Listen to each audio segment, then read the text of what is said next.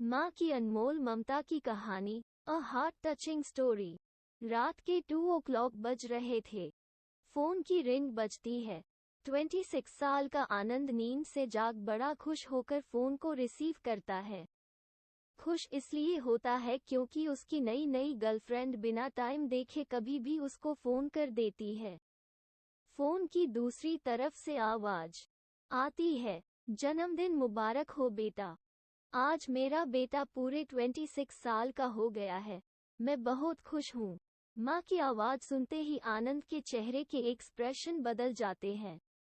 वो गुस्से में बोलता है, माँ तुझे समझ नहीं आता क्या? इतनी सी बात के लिए मेरी नींद खराब कर दी। ये बात तो तू मुझे सुबह भी बोल सकती थी। इतना कहकर वह फोन काट देता। थोड़ी देर बाद फिर से फोन की रिंग बजती है। आनंद फिर से फोन उठाता है और इस बार फोन पर पापा होते हैं। आनंद इस बार आराम से बात करता है। थैंक यू पापा, आपने मुझे बर्थडे विश करने के लिए फोन किया, वो भी इतनी रात को। पापा कहते हैं, नहीं बेटा, मैंने तुम्हें मुबारकबाद देने के लिए नहीं बल्कि ये बताने के लिए फोन किया है कि तुम्हारी माँ बिल्कुल पागल है। वो इतनी पागल है कि पिछले 1 महीने से मुझे हर दिन तेरा बर्थडे याद दिलाते आ रही है। वो इतनी पागल है कि तू हमसे सैकड़ों किलोमीटर दूर है, फिर भी उसने यहाँ पर खुद अपने हाथों से तेरे लिए केक बनाया है।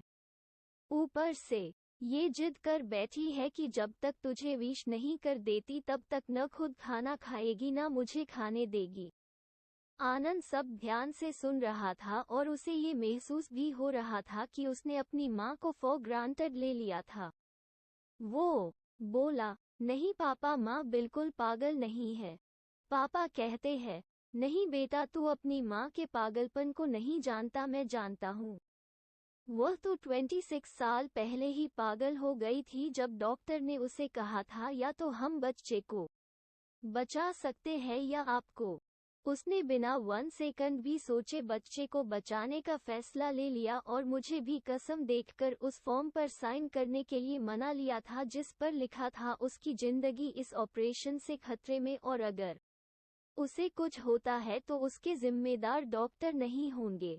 अब तू ही बता, बिना तुझे देखे जो औरत तेरे लिए मरने को तैयार हो जाए उसे हम पागल नहीं कहेंगे तो क्या कहेंगे? इतना कहकर पापा ने भी फोन रख दिया। आनंद ने भी अब यह महसूस किया था कि वह जो कर रहा था वो भूल नहीं, गुनाह था। हाँ, एक बार किसी इंसान को दुख दो तो कोई बात नहीं, लेकिन भगवान को दुख देना गुनाह ही होता है। और माँ भगवान से कम नहीं होती। पश्चाताप के आंसू उसकी आंखों से बह निकले। सवेरा होते ही आनंद अपने घर की ओर रवाना हो गया अपने माँ बाप से माफी मांगने के लिए। घर पहुँचते ही उसने पहले माँ से माफी मांगी जिसने उसे गले से लगा लिया। फिर वह अपने पापा से माफी मांगने लगा। पापा ने कहा, कोई बात नहीं बेटा, जा तू वापस चला जा। तेरी माँ हमेशा कहती थी कि तू उसे बुढ़ापे में संभालेगा, लेकिन मैं उसे समझा दूंगा। जैसे आज तक मैं उसे संभालते आया हूँ वैसे ही आगे भी मैं उसका ख्याल रखूंगा। उसे भी ये समझ लेना चाहिए जो बेटा उसके एक फोन करने से परेशान हो जाए वह उसे उम्र भर क्या संभालेगा।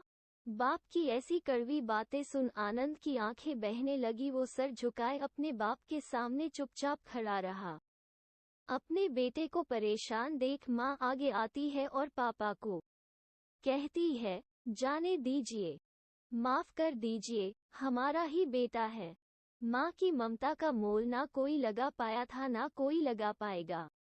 9 महीने प्रसव की पीड़ा सहन करके हमें नई जिंदगी, नई दुनिया में लाने वाले माँ ही हमारी हर गलती को माफ कर सकती है।